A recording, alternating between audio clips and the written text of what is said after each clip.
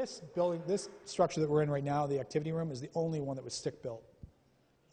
All the rest of the facilities are cinder block construction, and on the outside we put an attractive barn-style look on the building, so that it's not it doesn't look like a maximum security prison on the outside.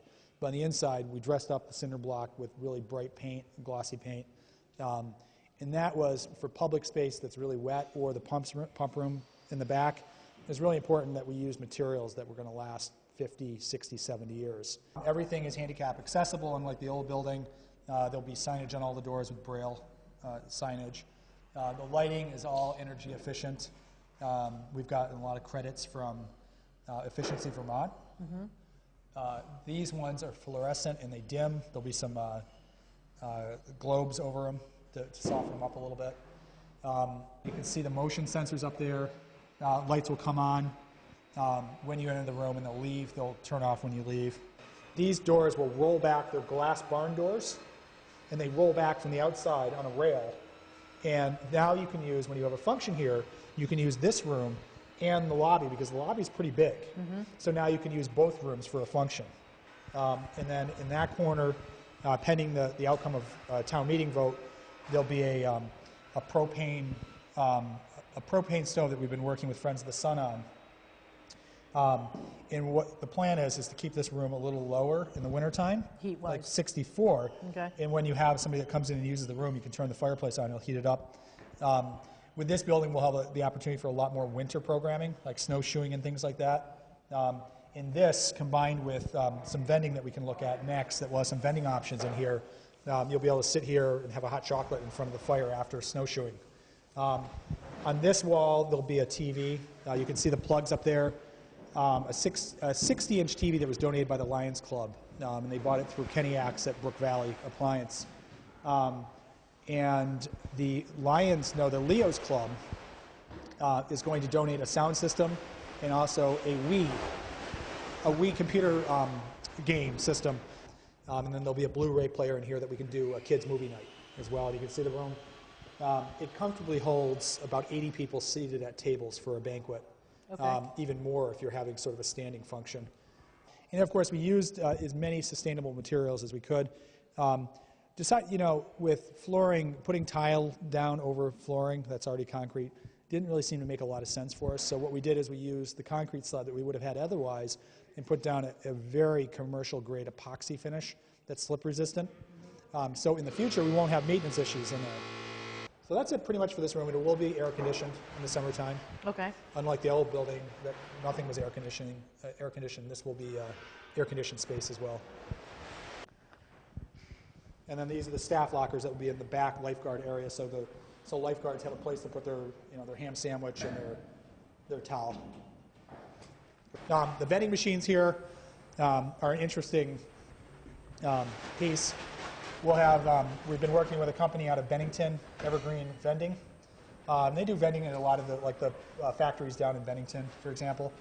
And we'll have 3 different options here. One will be for early swimmers, or my kids are on the swim team. When you have to come down here early in the morning, a cup of coffee would be nice. There's a coffee machine there that makes real coffee. It makes lattes, espressos. You can say extra cream, extra sugar, milk. We've got a bunch of different options. There is a hot chocolate option in there for the programs that we talked about in the wintertime. The next one is a beverage machine. And we've actually gone with, in the past, which I was never a big fan of, we've gone with 16-ounce sodas. This machine will only vend 8 ounces. Okay. So the little 8-ounce cans. Yep. Now, it's the kind of machine that comes over and it has an arm and it grabs your product and brings it down. The vendor has agreed to put all of the healthy choices down low and the choices that are less healthy up top. So we're trying to go with a program that has options. We'll have water. One thing we've done is usually there's a panel, an advertising panel on a vending machine. Yep. We've asked that it not be Coke, that it's actually Aquafina. So we're even advertising healthy products on the machines. There'll be organic choices, some of the sparkling cranberries that are sort of a seltzer water type. There'll be Gatorade, juices, 100% juices is what we asked to put in here, not the 10% cocktail stuff. So it's really about, we're trying to present a program that's about options. We'll post the caloric value of the products because you can't grab something in the vending machine and turn it around. Yes. So we're going to post that information so that people can make informed choices. And then the last one is the snack machine. Okay. And we'll have a mix of, again, of healthy options like my kids love them, the Annie's Cheddar Bunnies, which are organic. They're like goldfish, but they're organic. Or Pirate Booty is another popular one that's like kind of like organic cheese puffs. Smart Food, bags of chips, granola. So there'll be a mix of low fat, low sodium, low caloric choices, as well as just the traditional choices. The entrances to the pool, there's now 2, and the whole pool house has been pushed backwards. So it's actually more deck space. We've actually pulled it back. Before you kind of went out there and you almost fell into the pool. Yeah. And this has been pulled way back. And these will be put in later this week.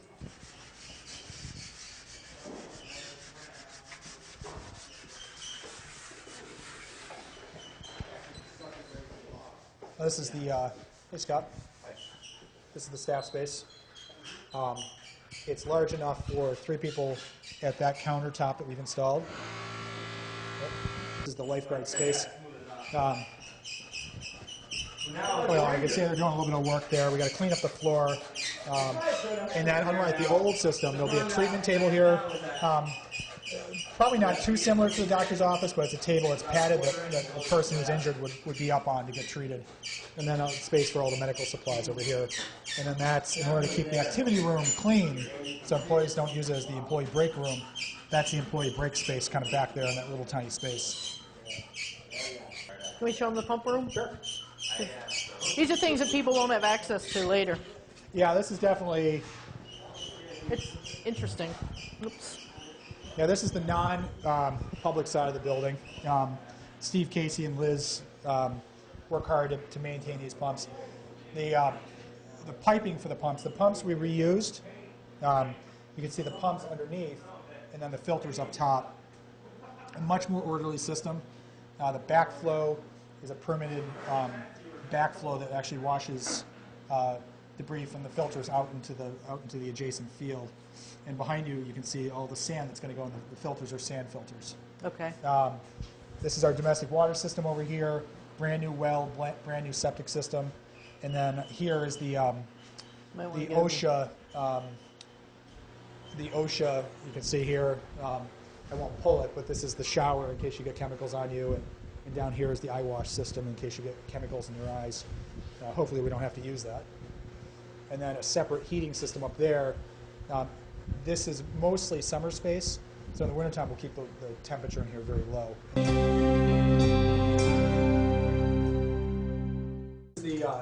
This is the room that most people don't see.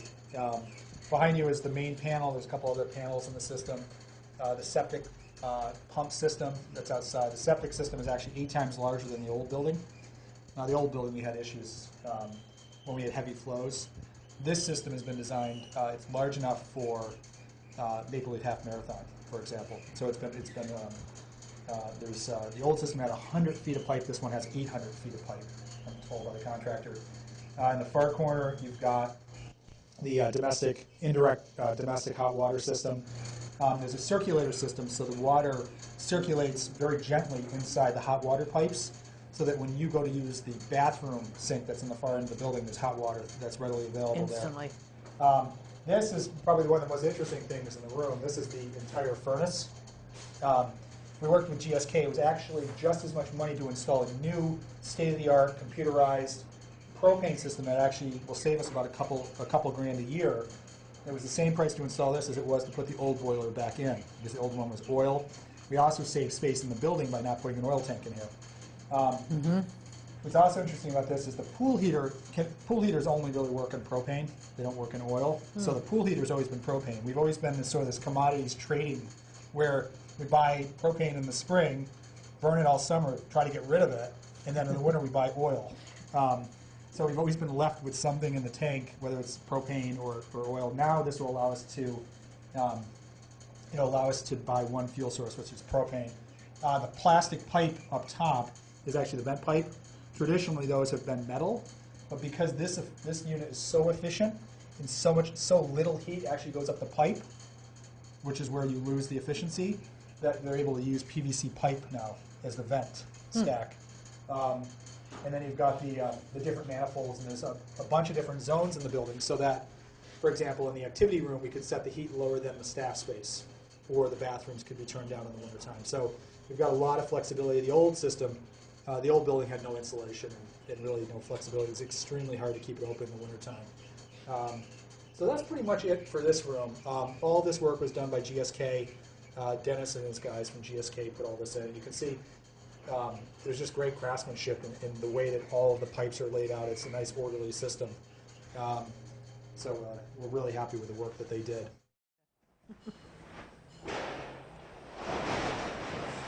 Well, up here, this is where the community bulletin board will be. Okay. The drinking fountain over here. There will be, outside the bathroom, the exterior bathroom access, there'll be an outdoor drinking fountain that actually has a bottle filler on it. Oh, good. So you can fill a bottle. This is sort of into the bathroom space. The maintenance closet, sort of not the most interesting piece, but we originally were going to maintain the bathrooms out of the far end of the building. Oh. And we were able to carve out this space so that this is really where the maintenance is happening day to day. Yeah. And that we'll be able to bring in, for example, mops into the bathrooms much easier than dragging it all the way through the building. 2 family changing rooms. These are single serves. There'll be baby changing stations in here, for example. This one is the one that's facing the pool will be toilet and sink and a baby changing station. This one will be sink, shower, handicap accessible shower, and toilet and baby changing station. Nice. This is the men's room. Now you can see we did a mix of lighting. Where we were only lighting small space, we used LED lighting. Lasts longer, even more efficient. Where we had to cast a lot of space, or a lot of light, we used a fluorescent tube.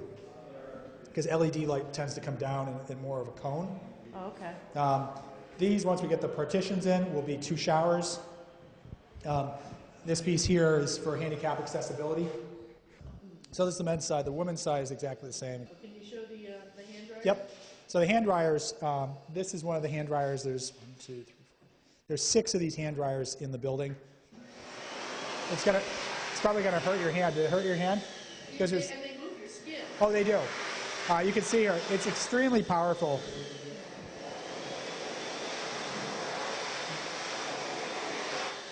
One of the conditions that we told the architect is we didn't want to put paper towels in here. It's a maintenance issue. It's a vandalism issue. It's also a resource issue. It costs more money. But one of my pet peeves with bathrooms is if you have the hand dryers, they've got to work. Right. And that's where we went with this accelerator hand dryer. And it's a really powerful unit that actually blows the water right off your hand. So we're confident that these will be acceptable to the public. And you've got these different sets. You've got series of 2 toilets, 2 sinks, and then 2 sinks and 2 toilets, repeated on the other side. So the doorway system in each one, Mike Kilburn, who was on the committee, he was the electrician I talked about earlier, we initially had a lot more bathrooms, and bathrooms are extremely expensive to put in public space. And we had a lot more bathrooms than we really thought we needed, but we had bathrooms for the pool and bathrooms for the fields. He came up with this clever system, which is this will have this has a wood door in it, I believe, and on this side of the door there'll be no handle. They swing open across here, and then they can lock open. You latch them on the back side, and during a normal pool day in the summertime, this bathroom will serve the indoor space as well as the 2 family bathrooms. This door will be closed, and people in this space cannot get into here.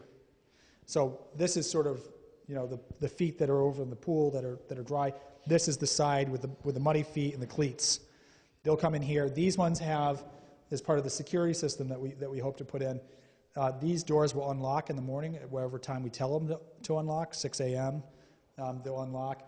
The door will be open, and then at a certain time, whether it's dusk or 8 o'clock or 7 o'clock or 9 o'clock, the doors will lock instantly, and then the alarm system will turn on.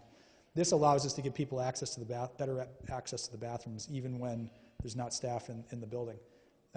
Once you get into the space, you can't get into here once we lock the door. During a football game, this door will be closed while the team's getting changed. Once the team's out of here, this door will swing open, and this door will swing closed. And now people going to the football game will have access to 4 toilets in each gender. Okay. And soccer games. And soccer games, soccer, football, lacrosse, whatever it is. Yes, I'm a soccer player, so I shouldn't leave out my own sport. But we're confident that the 4 toilets will be much more enjoyable than the 4 porta potties that we had out there before. So that's sort of how the system works, but it's a sort of a compartmentalized system where we can control how many bathrooms are accessible outside. We also could have it so it's accessible. We lock the outside door, and there's 4 sets of toilets, or 4 toilets on each side of the wall that are accessible from the inside. So we've got total flexibility here on how we're offering the bathrooms to be accessed.